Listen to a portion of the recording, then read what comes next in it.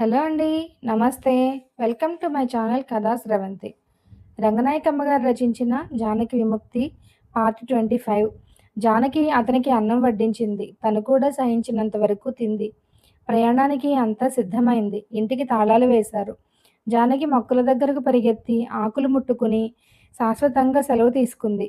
విశాలాక్షి చంటివాడిని భుజం మీద వేసుకుని వాకిట్లో నిద్రపుచ్చుతోంటే వాడి పాదాలు ముద్దు పెట్టుకుంది. జానకి ఏది అని అడగండి రేపు. ఏం? రోజూ అడగండి. లేకపోతే మర్చిపోతాడు నన్ను. మీరెవ్వరూ మర్చిపోవద్దు నన్ను. ప్రమీల గారిని అడిగానని చెప్పండి అని గబగబా చెప్పేసి గేటు దగ్గరికి పరిగెత్తింది. వెంకట్రావు అంతకు ముందే ఆటోలో సామాను పెట్టి ఎక్కి కూర్చున్నాడు. జానకి కూడా ఎక్కింది. ఇప్పుడు మూర్తిగారు ఎదురు పడితే అనుకుంది ఉద్వేగంతో. ఇందులోంచి దిగి అందులో ఎక్కిపోవడమే. దారిలో ఏ ఆటో కనబడ్డా ఆతృతగా చూసింది. బస్సులో ఎక్కినప్పుడు కానీ తను అతని పక్కన కూర్చోవలసి వస్తుందనే సంగతి ఆలోచనకు రాలేదు.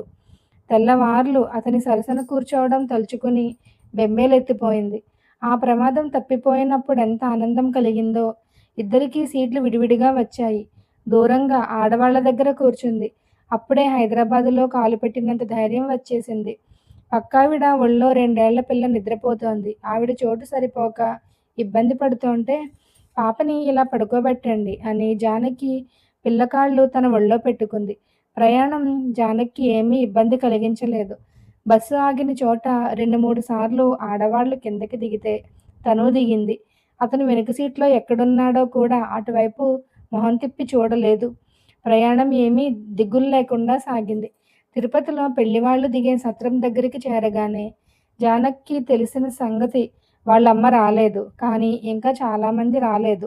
మొదట ఎంత భయం వేసిందో అంత ధైర్యం వచ్చింది. వెంటనే పెళ్లివేళకి రావాలంటే ఇంకా చాలా టైం ఉంది. చాలామంది రావాలి. ఎంత ధైర్యం చెప్పుకున్నా జానకి మళ్ళీ దిగులు ముంచుకొచ్చేసింది. పెళ్లి కూతుర్ని చూద్దామనే కుతూహలం లేదు.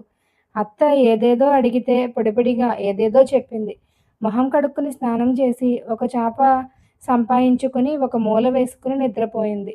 వేవిళ్ళట, ఒంట్లో బాగోలేదట అని బంధువులు ఒకళ్ళకొకళ్ళు చెప్పుకున్నారు. ఇంకా ఏమేం చెప్పుకున్నారో జానకి ఎరుగదు. మధ్యాహ్నం 1 గంటకి జానకి లేచేటప్పటికి కూడా వాళ్ళమ్మ రాలేదు. సాయంత్రానికి కూడా రాలేదు. ఇక రాదని నిర్ధారణ అయిపోయింది.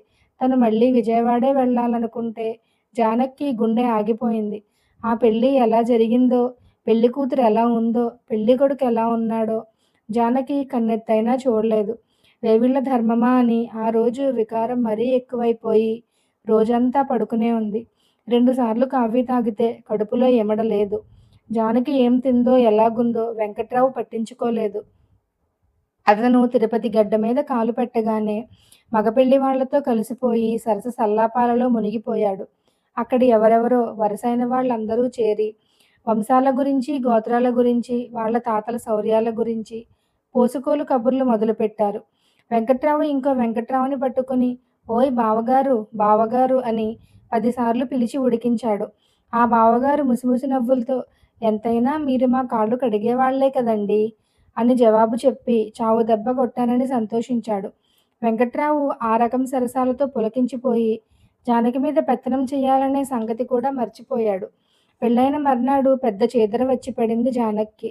పెళ్లికి వచ్చిన జనంలో దాదాపు మగవాళ్ళందరూ గుళ్ళు గీకించేసుకున్నారు. ఎవరో బొత్తిగా చాదస్తులు జుట్టుకి అందానికి సంబంధం ఉంటుందని కొంచెమైనా నమ్మేవాళ్ళు నలుగురో ముగ్గురో మాత్రం ఆ పని చెయ్యలేదు. వెంకట్రావు గుండుతో దూరం నుంచి వస్తూ ఉంటే జానకి తన కళ్ళని తను నమ్మలేకపోయింది. ఎలాంటి పని చేశాడు అని రోతపడింది. వెంటనే అతని సంగతి నాకెందుకు అని మొహం తిప్పేసింది. కాసేపటికి అత్త కూడా హఠాత్తుగా గుండుతో ప్రత్యక్షమైంది.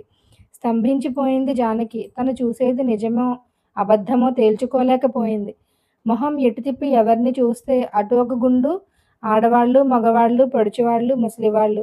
ఎన్నెన్ని మొహాలో గుళ్ళతో వికారంగా, రోతగా, చీదరగా. ఈవిడ ఎంత అందమైంది అని జానకి పదే పదే చూసిన ఒక ఆవిడ 25 ఏళ్లన్నా లేని మనిషి గుండు మీద తెల్ల రుమాలు కప్పుకుని తిరుగుతూ కనపడింది. జానకి వెర్రిగా చూసి చూసి దూరంగా పోయింది. తిన్నది కడుపులో ఎమడలేదు. కాసిన నీళ్లు సంపాయించి మొహం కడుక్కుని అక్కడి నుంచి వెళ్ళిపోయింది. అందం అందం అని తెగ ఏడుస్తారు. ముస్తాబుల కోసం చచ్చిపోతారు. ఎంత తేలిగ్గా గుళ్ళు గీకించేసుకున్నారో అని జానకి తన కళ్ళని తనే నమ్మలేనట్టు కొత్త కొత్త గుళ్ళని చూసి ఇంకా నిర్ఘాంతాలు పోయింది. కాసేపటికి ఎవరో వచ్చారు జానకి కోసం. మీ అత్తగారు పిలుస్తోంది అంటూ. ఎందుకు? నేను రాలేనని చెప్పండి. పడుకున్నాను అని జానకి మామూలుగా చెప్పింది.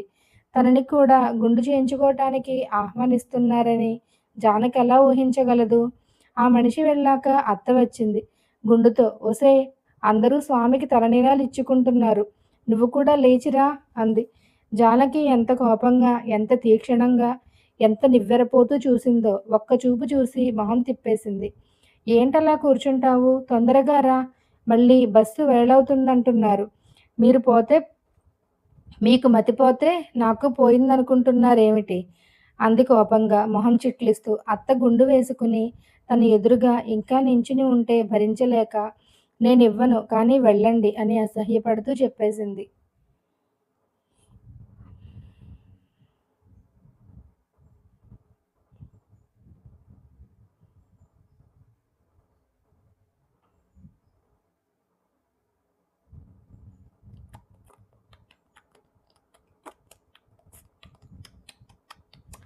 మీకు మతిపోతే నాకు పోయిందనుకుంటున్నారేమిటి?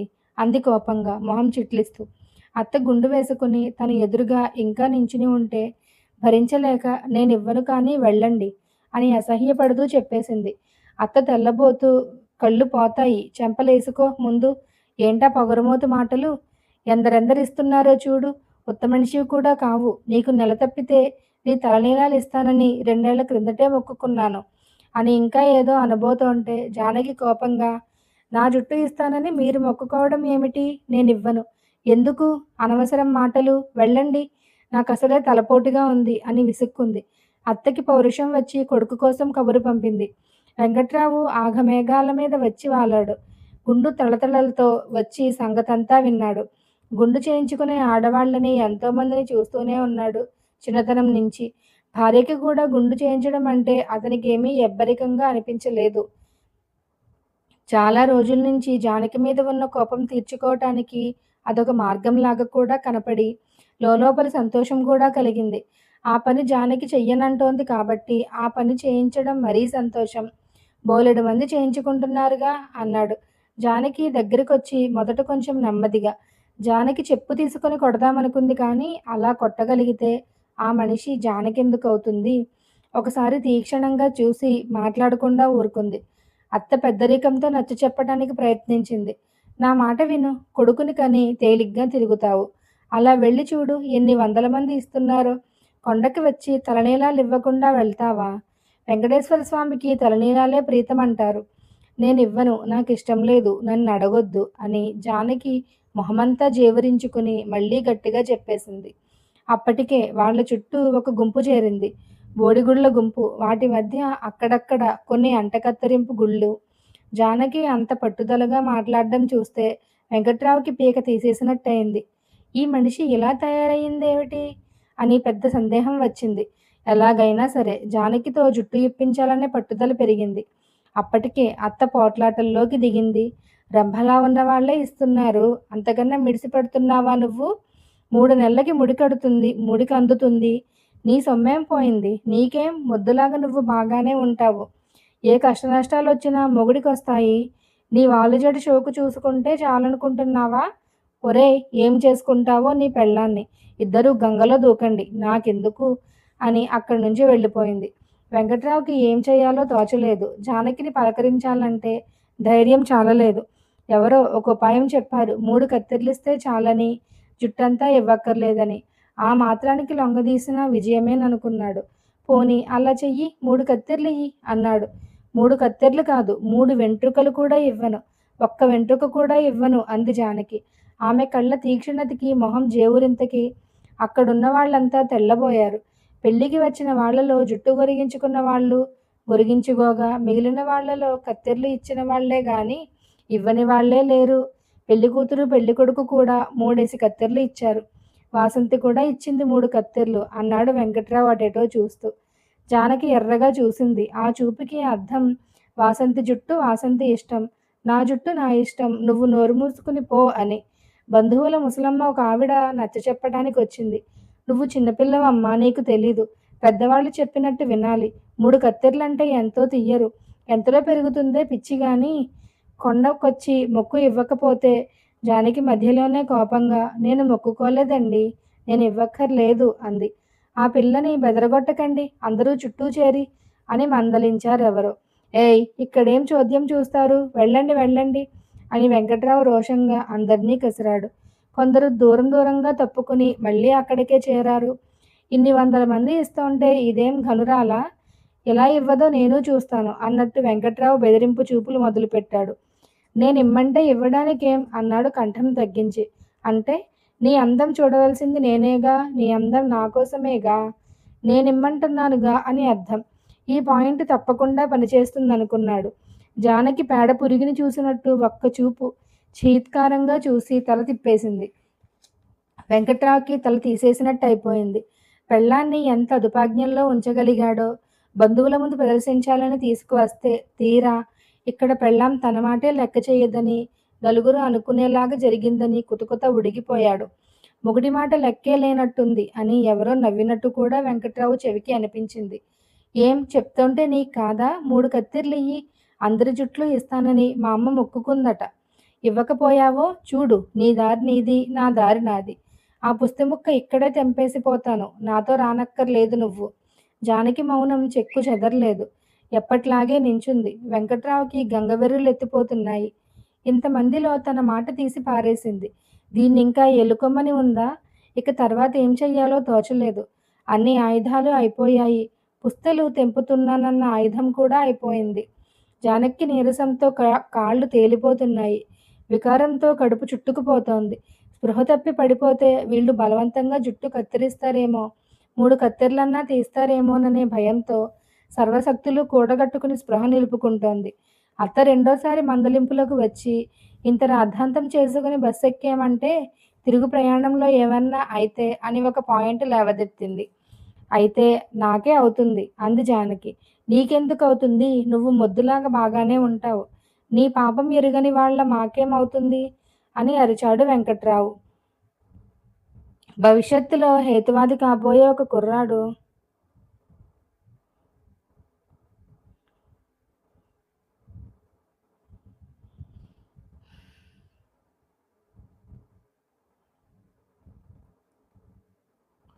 అయితే నాకే అవుతుంది అంది జానకి. నీకెందుకు అవుతుంది? నువ్వు మొద్దులాగా బాగానే ఉంటావు. ఏ పాపం ఎరుగని వాళ్ళ మాకే అవుతుంది అని అరిచాడు వెంకట్రావు. భవిష్యత్తులో హేతువాది కాబోయే ఒక కుర్రాడు మీకెందుకు అవుతుందండి? ఎవరు తప్పు చేస్తే వాళ్ళకే అవుతుంది. మీకెందుకు అవుతుంది అని వాదానికి దిగాడు. 100 సంవత్సరాల క్రిందట పుట్టిన ఇంకో కుర్రాడు బస్సుకేదన్నా ప్రమాదం అవుతుందనుకో, అందరికీ అవుతుందా లేదా అని ఎదర పాయింట్ను తిరగ్గొట్టాడు. కాబోయే హేతువాది ఆలోచనలో పడిపోయి జానకి వైపు తిరిగి, దేవుడు లేడనా మీ అభిప్రాయం అని ఆమెతో చర్చించాలని కుతూహలపడ్డాడు. కానీ జానకి మొహం చూసి హడలి చర్చిలోకి దిగుదునా మానుదునా అని సంకోచిస్తుండగా, ఏయ్ నువ్వూరుకో నువ్వూరుకో అని కొన్ని గుళ్ళు అతన్ని తరిమేశాయి. వెంకట్రావుకి ఏమీ దారి తోచక కొట్టుకుంటూ ఉంటే తల్లి గుండు కొడుకు గుండుతో సరేలేరా, దాని పాపం దానిదే, ఆ పరమాత్ముడికి అన్నీ తెలుస్తాయి. అది 9 నెలలు నిండి బిడ్డని కని మళ్ళీ కళ్ళు తెరుస్తుందనుకుంటున్నావా? వాలుజడేసుకుని తిరుగాడుతున్నానని ఇవాళ మురిస్తే కాదు, ముందు గతి చూసుకోవాలి. దాని కర్మే, అదే అనుభవిస్తుందిలే, పోనీయి మనకెందుకు అని ఇక గతి లేక ధర్మశాస్త్రాలు వల్లించింది. వెంకట్రావు జానకి వైపు ఒకసారి సర్రున చూసి గుండు ఎగరేసి తన పరాజయాన్ని వేదాంతోక్తంగా స్వీకరించాడు. అందరూ తిరుగు ప్రయాణాలవుతున్నారు. అత్త పెళ్లివాళ్లతో వెళుతోంది. జానకి తన ప్రయాణ విషయం రాత్రి నుంచి విధి విరామం లేకుండా ఆలోచిస్తోంది. తల్లి తప్పకుండా వస్తుందని తను అనుకోవడం ఎంత పిచ్చి పని. తను ఈ పెళ్లికి చచ్చినా రానని కూర్చుంటే అతనేం చెయ్యగలిగేవాడు? బలవంతంగా లాక్కు రాగలడా? తన దారిని తను పోయేవాడు. తర్వాత తను విశాలాక్షిని తీసుకుని మూర్తిగారింటికి వెళితే ఎంత బాగుండేది. ఎంత తెలివి తక్కువ పని అయిపోయింది. తను మళ్ళీ అతనితో విజయవాడ వెళ్ళాలి. ఆ ఇంట్లో కొన్ని గంటలైనా ఉంటే గాని బయటపడే దారి లేదు. పెళ్లి జనం కొందరు హైదరాబాద్ వెళుతున్నారు. వాళ్లతో హైదరాబాద్ వెళతానని అడిగితే ఒప్పుకోడు. అనవసరం. అసలు అతన్ని తను ఒక అనుమతి అడగడం ఏమిటి? అతను ఒప్పుకోవడం, ఒప్పుకోకపోవడం ఏమిటి? ఒప్పుకోకపోతే ఏం? హైదరాబాద్ బస్సు దగ్గరికి వెళ్ళిపోతే? చాలా గందరగోళం చేస్తాడు. పోట్లాట పెడతాడు. బస్టాండులో దెబ్బలు కొట్టినా కొడతాడు. ఏం తప్పు దొరుకుతుందా అని కనిపెట్టి చూస్తున్నాడు. అలాంటి వాడితో మళ్ళీ ఆ ఇంట్లోకి వెళ్ళటం ఎలాగా? ఇంకేం చెయ్యాలి? ఏం మార్గం ఉంది? హైదరాబాద్ బస్సు ఎక్కాలంటే తన దగ్గర డబ్బేది? జానకి ఎంత ధైర్యంగా ఉండాలనుకున్నా విచారంతో కృంగిపోయింది. ఒక్క క్షణం ధైర్యంగా ప్రవర్తిస్తే 2 రోజుల క్రిందటే ఈ నరకం తప్పిపోయేది.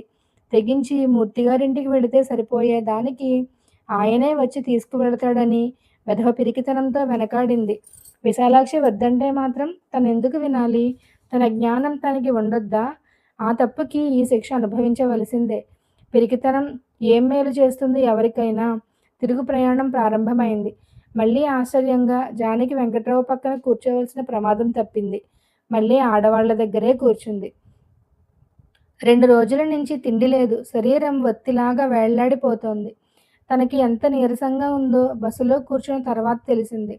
పక్కన పిల్లాడు నారింజకాయ తింటోంటే ఆ పరిమళానికి కడుపులో వికారం కొంచెం తగ్గింది. ఆ పిల్లాడి దగ్గర నారింజ తొక్కలు తీసుకుని దాని వాసన చూస్తూ కూర్చుంది. వెంకట్రావు పక్క సీట్లో కూర్చున్నాడు. తెల్లరంగు బొచ్చు టోపీ పెట్టుకున్నాడు గుండు మీద. జానకి ఏమాత్రం కన్ను తిప్పినా అతను కనబడుతున్నాడు. ఎంతసేపు కిటికీలో నుంచి బయటికి చూస్తూనే కూర్చుంది. రోడ్డు పక్క ఇళ్ళు, బజార్లు, ఊళ్ళు దాటిపోతున్నాయి. చిన్నపిల్లలు, ఆడపిల్లలు, పరికిణీలు కట్టుకునే వయసు పిల్లలు కనబడితే జానకి అంత దిగుల్లో కూడా ఒక మాయతెర తొలగిపోయినట్టు సంతోషం వేస్తోంది. ఒకప్పుడు తను కూడా ఇంత సంతోషంగా ఉన్నానా అనిపిస్తోంది. అదంతా ఈ జన్మలో కాదేమో అనిపిస్తోంది. జానకి చిన్నతనం అంతా అంత నిశ్చింతగా, అంత సంతోషంగా ఎలా గడిచిందో. ముందు జీవితంలో వెంకట్రావుని భర్తగా పెట్టుకుని దారిలో బస్సు ఆగినప్పుడు వెంకట్రావు 2 సార్లు దిగి రోడ్డు పక్క హోటళ్లలో తిన్నాడు, తాగాడు. జానకికి ఏమైనా కావాలా అని అడగలేదు. మంచినీళ్లు కూడా తెచ్చి ఇవ్వలేదు. తిరుగు ప్రయాణం చేస్తున్నంతసేపు పెళ్ళానికి ఎలా బుద్ధి చెప్పాలా అనే ఆలోచనలోనే ఉన్నాడు. ఇంటికి వెళ్ళగానే పట్టుకుని చావగొడితే సుబ్బారావు చేశాడే అలా చెయ్యాలి. పక్కటెముకలు నుగ్గు నుగ్గు అయ్యేలాగా కుళ్ళబడవాలి అనే ఊహ రాగానే శరీరం ఉత్సాహంతో ఉరకలు వేసింది. కానీ పోలీసులు, ఆసుపత్రి, 1000 రూపాయల ఖర్చు, సుబ్బారావు పడ్డ గందరగోళం, అన్నిటినీ మించి జానకి అన్న సత్యం అన్నీ గుర్తొచ్చి కొంచెం జంకు కలిగింది. అలా కాదు, ఇంటికి వెళ్ళగానే తలుపులు తెరిచి తన గుమ్మానికి అడ్డంగా నించోవాలి. నా గుమ్మంలోకి రావద్దు, ఎక్కడికి పోతావో పో, నిన్ను నేను ఏలుకోను అనాలి. అంతే, ముండకి ఆ శాస్తి జరగాలి. మొహం మీద తలుపులు మూసేసి లోపలికి వెళ్ళిపోవాలి. గుమ్మం ముందు ఏడుస్తూ కూర్చుంటుంది. 4 గంటల సేపు కూర్చొనిచ్చి చెప్పినట్టు వింటావా? కిక్కురుమనకుండా పడి ఉంటావా? ఎదురు జవాబులు చెప్పడం మాంతావా? అయితే లోపలికి రా, చాకిరీ చేసుకుంటూ పడి ఉండు అనాలి. అప్పుడు కానీ బుద్ధి రాదు. అన్నిటికీ ఎదురు జవాబులు నేర్చింది. ఒకసారి ఇంట్లోంచి బయటికి గెంటితే గాని లాభం లేదు. బెజవాడలో బస్సు దిగి రిక్షా ఎక్కేదాకా అతనికి ఆ ఉద్దేశ్యమే ఉంది. రిక్షాలో జానకి వదిలి కూర్చోవటం కనిపెట్టి అతని ఆలోచన ఇంకో రకంగా మారింది. ఇంకో దారి పట్టింది. కొన్నాళ్ళ నుంచి తనతో ఎడమొహం పెడమొహంగా ఉండటం, ఆ రోజు రాత్రి దూరంగా వీధి గదిలో పడుకోవటం, దగ్గరికి వెళ్ళబోతే ముట్టుకోవద్దని అరవటం, అదంతా గుర్తొచ్చింది. ఆ సంగతి ఎలా మర్చిపోయానా అని కోపంతో ఊగిపోయాడు. చూస్తాను దీని పంతమేమిటో అని శపథం పట్టాడు. ఇంటికి వెళ్ళేటప్పటికి అర్ధరాత్రి 1 గంట దాటింది. వెంకట్రావు ఇంటి తాళాలు తీశాడు. జానకి మెట్ల మీద ఉన్న సంచి పెట్టి ముందు గదిలో పెట్టింది. వెంకట్రావు వీధి తలుపులు మూసి లోపలికి వెళ్ళి ప్యాంటు, షర్టు, బనీను విప్పేసి కెడ్రాయర్తో మంచం ఎక్కి పడుకున్నాడు. జానకి ఘోరంగా అసహ్యం కలిగించే విషయం అతను అలాంటి డ్రాయర్తో తిరగటం, పడుకోవటం. జానకి కొంచెం మంచినీళ్లు తాగి వీధి గదిలోకి వచ్చి పక్క వేసుకుంటోంది. 2 నిమిషాలై ఉంటుంది. ఏయ్ ఇలారా అని పిలిచాడు. తెల్లారేదాకా జాగ్రత్తగా కాలం గడుపుకోదలిచింది. వెంటనే లేచి వెళ్ళింది. మంచినీళ్ళెయ్యి అన్నాడు. అతని గుండు, ఆ లాగు, ఆ పడుకోవడం చూస్తే జానకి శరీరం చీదరతో జలధరించిపోయింది. గ్లాసుతో మంచినీళ్ళిచ్చింది. తాగాడు. అక్కడేం చేస్తున్నావు? కాళ్ళు పట్టు. జానకి ఎంత కోపం వచ్చిందంటే చేతిలో కత్తిలాంటిది ఉంటే పొడి చెయ్యాలనిపించింది. నిన్నే, ఇలా వచ్చి కాళ్ళు పట్టు. ఆ మాట తన చెవిన పడనట్టు జానకి గుమ్మం దగ్గరికి వెళ్ళిపోయింది. వినపడిందా? నేను పట్టను. ఏం అంటూ వెంకట్రావు పడుకున్నవాడల్లా దిగ్గున లేచి కూర్చున్నాడు. నేను పట్టను, నాకిష్టం లేదు. ఇంత విపత్కర పరిస్థితి అతనెన్నడూ ఎరగడు. నేను మొగుణ్ణి కానా, నువ్వు పెళ్ళానివి కావా? అయితే బయటికి నడు, ఇప్పుడే నా గుమ్మం దిగు, నీకెవడిష్టమో వాడి దగ్గరికే వెళ్ళు. తక్షణం బయలుదేరు. ఏం వినపడిందా? 10 నిమిషాలు చూస్తాను, ఏం చేస్తావో. ఆడపుట్టక పుట్టలేదా? మొగుడు చెప్పినట్టు నడవక ఏం చేస్తావు? రేపీ పాటికి రంభలాంటి పెళ్ళాన్ని తీసుకొస్తాను. పోనీలమ్మని ఊరుకుంటూ ఉంటే పేట్రేగిపోతున్నావు. వేటగాడు మెత్తనైతే లేడీ 3 కాళ్లతో నడిచిందట. నిన్ను పెళ్లి చేసుకున్న దగ్గర నుంచి నేనేం సుఖపడ్డానో, ఏం ముద్దు ముచ్చట్లు తీరాయి నాకు. ఆఖరికి నా బంధువులందరిలోనూ నన్ను నవ్వుల పాలు చేశావు. నీ సంగతేమిటో నేను చూస్తాను. ఇక నుంచి మీరు చెప్పినట్టే నడుచుకుంటాను. బుద్ధొచ్చింది అని ఒప్పుకుని దగ్గరకొస్తే రా, లేకపోతే నా గుమ్మంలోంచి బయటికి పో. ఇన్ని మాటలు లేవు నాతో అని వెంకట్రావు గబగబా లేచి వీధిగది తలుపులు బార్లా తీసేశాడు. వెంకట్రావుకి పూర్తిగా నమ్మకం ఆడది తనకై తన ఇల్లు దాటదని, జానకి లాంటిది అస్సలు దాటదని. అదీ కాక అది అర్ధరాత్రి, కటిక చీకటి. లేస్తే ఒక తన్ను, కూర్చుంటే ఒక తన్ను తన్నేవాణ్ణైతే ఒళ్ళు దగ్గర పెట్టుకునే కాపురం చేసేదానివి. నేను పెళ్లి చేసుకున్నది బ్రహ్మచారి వెధవలాగా పడి ఉండటానికి కాదు. రోజు ఈ గొడవలు పనికిరావు నాకు. ఇంట్లో ఉండదలుచుకుంటే నోరెత్తకుండా పడి ఉండు. బయటికి వెళ్ళదలుచుకుంటే తక్షణం బయలుదేరు. నేను తలుపులేసుకుని నిద్రపోవాలి. 10 నిమిషాలు చూసి నేనే గెంటేస్తాను బయటికి అని లోపలి గదిలోకి వెళ్ళి మళ్ళీ మంచం మీద విశ్రమించాడు. జానకి దేహం కొలిమిలో పెట్టినట్టు దహించుకుపోతోంది. వస్తే నా దగ్గరికి రా, లేకపోతే బయటికి వెళ్ళు అంటున్నాడు భర్త. స్త్రీల హక్కులు శక్తులు నిర్ణయమయ్యే సమయం అది. వాటిని శాశ్వతంగా త్యజించడమో, కాపురాలు త్యజించడమో నిర్ణయమయ్యే సమయం అది. భర్త మీద రోతని, అయిష్టాన్ని గిన్నెలు ముంతలు మోగించడంలోనో, పిల్లల్ని బాధడంలోనో కాక, ఆ పశువు దగ్గరికి చేరకుండా ఉండటంలో చూపిస్తే తెలుస్తుంది ఆ కాపురం ఎన్నాళ్ళు నిలుస్తుందో. భార్య ఆ లొంగుబాటుని ఏ రాత్రి ధిక్కరిస్తుందో ఆ రాత్రే దాటాలి గడప. భార్యలు తమ హక్కుల్ని, ఇష్టాల్ని, ఆత్మల్ని, దేహాల్ని ఇచ్చే కదా కాపురాలు నిలబెట్టుకునేది. భార్య అంటే ఎవరు? ఒక జీవితకాలపు దాసి, ఒక జీవితకాలపు వంటగత్తె, ఒక జీవితకాలపు వ్యభిచారిణి. ఆ ముగ్గురు కలిసి ఒక భార్య. దాసి అయితే దాస్యం ఒక్కటే చేస్తుంది, ఆ మిగిలిన హీనత్వాలు చెయ్యదు. వ్యభిచారిణి అయితే వ్యభిచారం ఒక్కటే చేస్తుంది, మిగిలిన హీనత్వాలు చెయ్యదు. వంటగత్తె అయితే వంట పని ఒక్కటే చేస్తుంది, మిగిలిన హీనత్వాలు చెయ్యదు. అన్ని హీనత్వాలు చేసే భార్య అయిన స్త్రీ దాసి కన్నా, వ్యభిచారిణి కన్నా, వంటగత్తె కన్నా హీనురాలు. పలు రకాల హీనత్వాలకు లొంగని భార్యకి దిక్కెక్కడుంది సంసారంలో? తనకి శరీరం అప్పజెప్పడమో, బయటికి నడవడమో తేల్చుకోమంటున్నాడు జానకి భర్త. జానకి అది అప్పుడు తేల్చుకోవాల్సిన విషయం కాదు, ఎప్పుడో తేల్చేసుకుంది. శరీరం ఖండఖండాలుగా తెగిపోయినా ఆ నీచుడికి లొంగే ప్రశ్న లేదని. తుఫానులో మొక్కలాగా ఉధృతమైన ఆవేశంతో ఊగిపోయింది జానకి. బయటకే పోవాలి, కానీ అర్ధరాత్రి, కారు చీకటి. బయట ఏ ప్రమాదాన్ని ఊహించి క్షణకాలం జంకిందో ఆ ప్రమాదం ఇంట్లోనే ఎదురైనప్పుడు ఇంటికి బయటికి తేడా ఏమిటి? బయట ఆ ప్రమాదం జరగకపోవచ్చు కూడా. జానకి గదిగుమ్మం దగ్గర నుంచి వరండాలోకి వెళ్ళింది. చేతిలో పెట్టి తీసుకోలేదు. వీధి తలుపులు వేసేసి వస్తుందనుకున్నాడు భర్త. గదిలో మంచం మీద అలాగే పడుకుని తన విజయానికి మురుస్తున్నాడు, గర్విస్తున్నాడు. జానకి వీధి గది దాటే వరకు నెమ్మదిగా నడిచింది. అక్కడి నుంచి ఒక్క పరుగుతో గేటు తీసుకుని చీకట్లో రోడ్డు మీదకొచ్చి పడింది. ఎక్కడా నిలబడలేదు. పిచ్చిది పరిగెత్తినట్టు పరిగెత్తింది. గదిలో కూర్చున్న వెంకట్రావు ఎక్కడా చప్పుడు లేక చుట్టూ నిశ్శబ్దంతో జంకాడు. భయంకరంగా వరండా మీదకి వచ్చాడు.